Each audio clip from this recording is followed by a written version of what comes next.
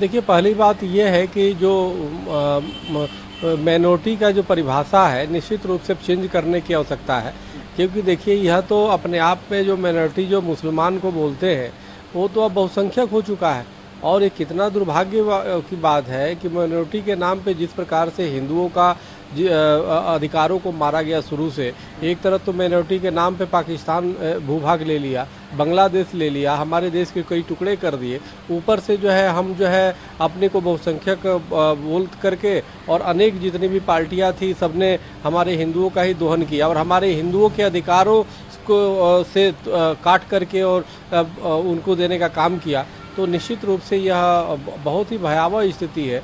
अगर इसको तत्काल एक तो धर्मांतरण को न रोका गया और दूसरी हिंदुओं को और विशेष रूप से अधिकार नहीं दिया गया और देश को हिंदू राष्ट्र घोषित नहीं किया गया, तो आने वाले कल में इस देश को इस्लामीकरण या गजबाए हिंद बनाने से कोई नहीं रोक सकता। क्योंकि आप देखो कि छत्तीसगढ़, झारखंड और तमाम उन बिहार के एरियो में जहाँ पे सरकारी विद्यालय चलते थे, जब वहाँ पे संख्या जैसे ही बढ़ी और मुसलमानों की संख्या हो गई, तो आप देखेंगे कि वहाँ पे शुक्रवार को छुट्टी होता है, रविवार को नहीं होता। उस सरकारी विद्यालय को सरकारी मदरसे के रूप में कन्वर्ट कर दिया गया है। तो यह देश के संवैधानिक जो ढांचा है उसको क्षति पहुँच रहा है। और जो अभी जो कांग्रेस है, राहुल गांधी जी है, जो मुस्लिम तुष्टीकरण में, चाहे और भी समाजवादी पार्टी है, चाहे अरविंद केजरीवाल की पार्टी है, विपक्ष की जो राजनीति जो है वो पूरी तरह से मुस्लिम तुष्टीकरण पर है। तो ये बड़ा दुर्भाग्यपूर्ण है और इसी का परिणाम है कि हिंदुओं की संख्या दिन प्रतिदिन भारत में ही कम होती जा रही है और दूसरा बढ़ता जा रहा है। यह देश के लिए चिंतनीय है। और जिस दिन अगर जो अब हिंदू अल्पसंख्यक में हो गया, तो न कोई अरविंद केजरीवाल रहेंगे, न कोई अखिलेश यादव रहेंगे, न कोई जो है तेजस्वी यादव रहेंगे। तो ये इन लोगों की भूल है। जब तक हिंदू हैं तभी तक ये जाति के नाम पे और जो जहर बो करके और राजनीति कर रहे हैं, तो आने वाले नस्लों के लिए बहुत ही खतरनाक है।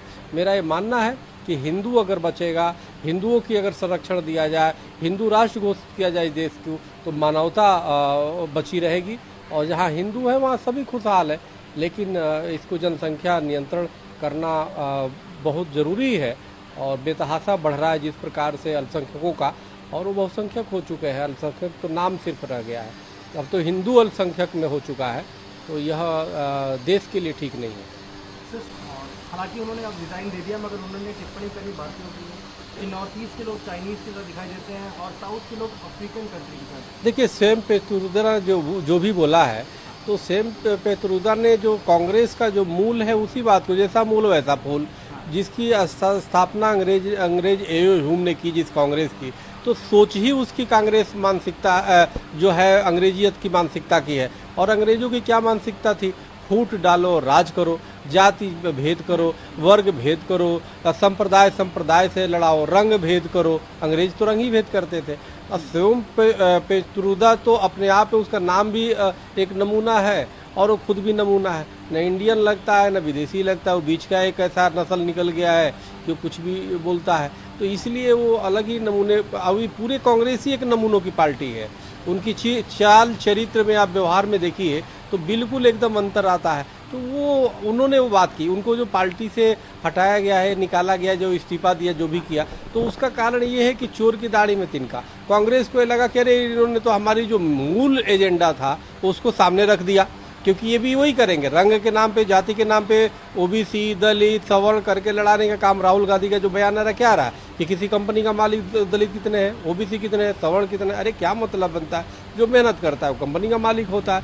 तुम प्रॉपर्टी में हिस्सेदारी की बात करते हो कि इनके हिस्से ले करके और उसमें दे देंगे। अरे भाई, ये तो तुम माओवाद की बात कर रहे हो।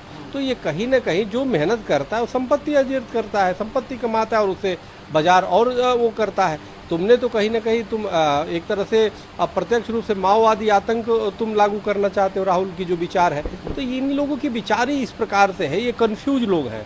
ये देश पे फूट डालो राज करे की नीति से आज भी चल रहे हैं। और स्वयं पेत्रुदा ने उस तरह की जो है वो चीज़ें रख दी, चुकी उसके दिल दिमाग में पूरी तरह वो हाई है, तो रख दिया। इसलिए इनको लगा कांग्रेस की है तो हमारा जो सत्ता में आने के पहले ही इसने जो है देश को जागृत कर दिया, क्योंकि इस माते से हिंदू समझ गए, जो सरकार से अगर रुष्ट भी थे, चाहते थे कि वो हम कांग्रेस की तरफ जाए, तो कांग्रेस की ये चाल चरित्र देख लिया लोगों ने, समझ गए लोग, तब देंगे नहीं, तो इसलिए उनको निकाला गया है।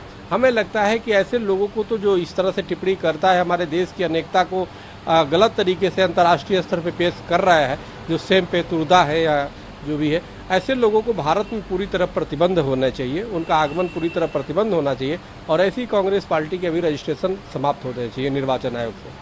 सैम पेट्रोदा पे सवाल करने पर नहीं, देखिए ऐसा है, अधीर रंजन चाहे ये दोनों का नस्ल आप देखेंगे तो एक ही टाइप का है। वो तो संसद में अधीर रंजन चौधरी कुछ भी बोल देते हैं, उनके जबान पे तो लगाम ही नहीं है। तो मैं नहीं बता रहा ना कि पूरी कांग्रेस का ही एक ढांचा अलग है, वो हिंदुस्तान या भारतीयता से मिलता ही नहीं है। उनके न बयान मिलेगा, न रूप रंग मिलेगा, न चाल ढाल मिलेगा, न बोल चाल मिलेगा, वो अलग ही बोलेंगे भी तो वो नर नारी किन्नर, इस सबसे अलग एक चौथा एक नस्ल है। कांग्रेस का टोटली नस्ल जो है, चाहे सेम पेत्रुदा का देख लीजिए, ऐसे ऐसे नमूने हैं, चाहे ये अधीर रंजन का देख लीजिए, ये सबका बोल चाल आप संसद में बोलने का देखिए, इनकी बॉडी लैंग्वेज, ये चौथा नस्ल टाइप के लोग हैं, जो सोच, जो व्यवहार, जो चाल चलन, जो इनके कार्य पद्धति सब बेढंगे होते हैं, जो भारतीयता से कोसों दूर तक का, कोई भारतीयता से कोई संबंध नहीं।